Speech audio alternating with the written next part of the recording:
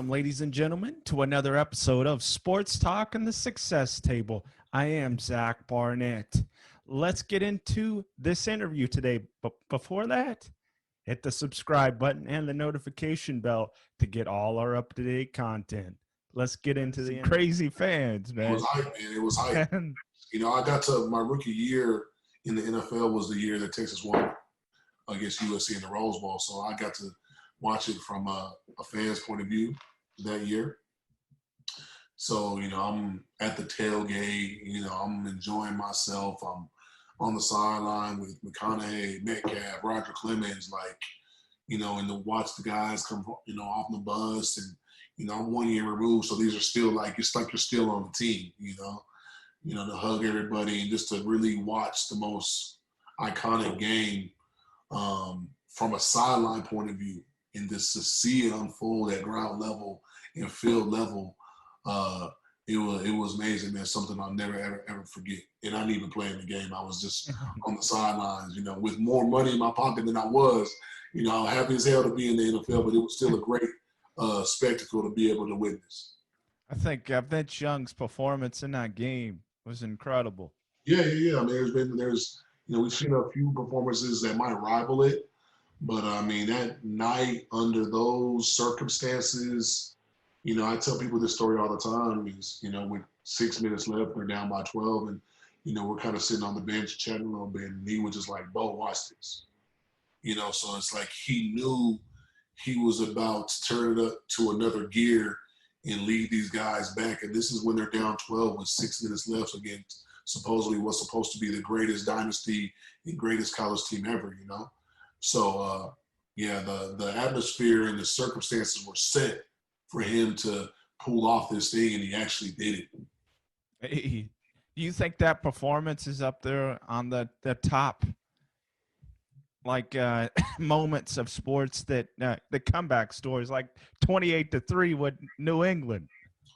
Yeah, it has to be up there. I can't see, football's tough to, when you're playing against a good team like that. SC, all those guys are going to the league too. There was 33 guys on the field that went to the NFL in that game, 33. So there's only 22 guys on the field at the same time. So we're talking about the backups who weren't even playing in the game and going to the NFL too. So, it was an amazing event. And that 28-3 was pretty awesome too. That's hey. boy, my Texas boy Shanahan, was on the receiving end of that. He still gets a lot of shit about that, but he wasn't the head coach, so people need to lay off him for that. But that was amazing. With your experience in the NFL, what were some of the moments that you find a motivation in, and some of your best moments? I think you find a lot of motivation in the NFL just getting there and being in the locker room with the pros. You have to be and perform at a top level day after day after day. You don't really have any off days where you're allowed to be bad. They happen obviously, but you got to bounce back. But the performance demand in the NFL is unlike anything else. To be able to play with and against the best players in the world, the best athletes in the world on a daily basis, that's motivation. To cross paths and just go to events and, be at camps, work in the community with all these guys. It's a huge knit family, even though, it's different teams, but it's just an amazing experience that I never took for granted. And, most careers don't get to end the way, most players envision them or want them to end. But I'm just so glad that it happened. Yes, sir.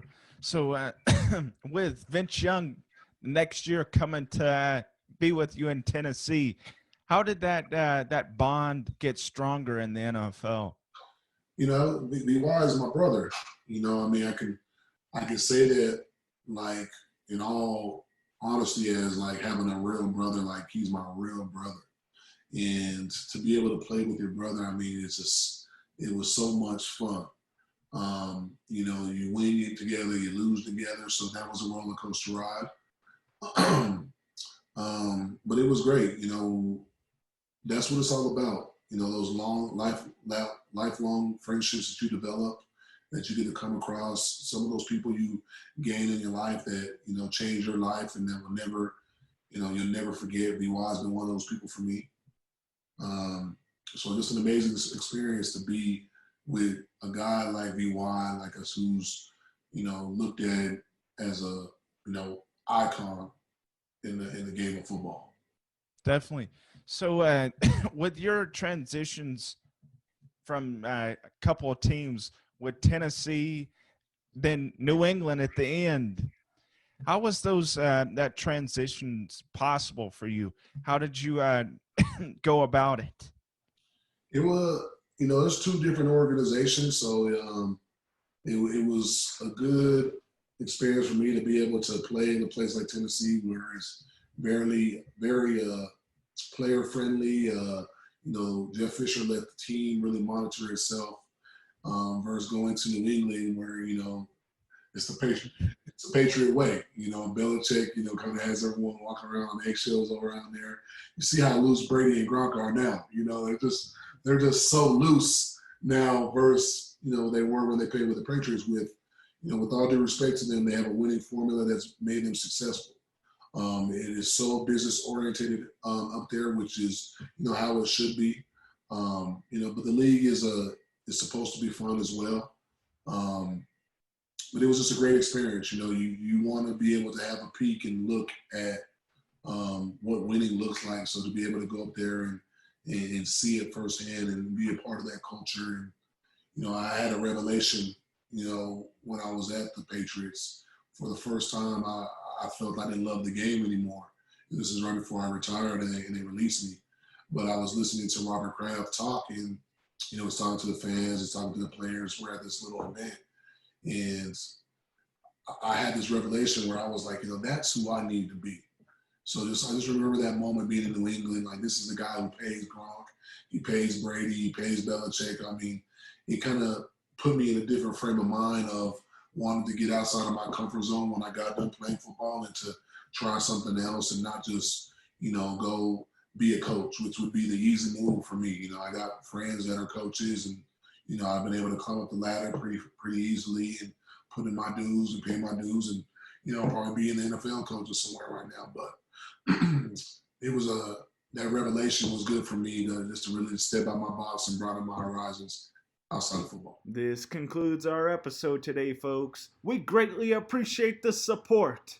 And if you're not a subscriber yet, hit the subscribe button and the notification bell to get all our up-to-date content. And if you like this video, hit the like button. We greatly appreciate it. We welcome you back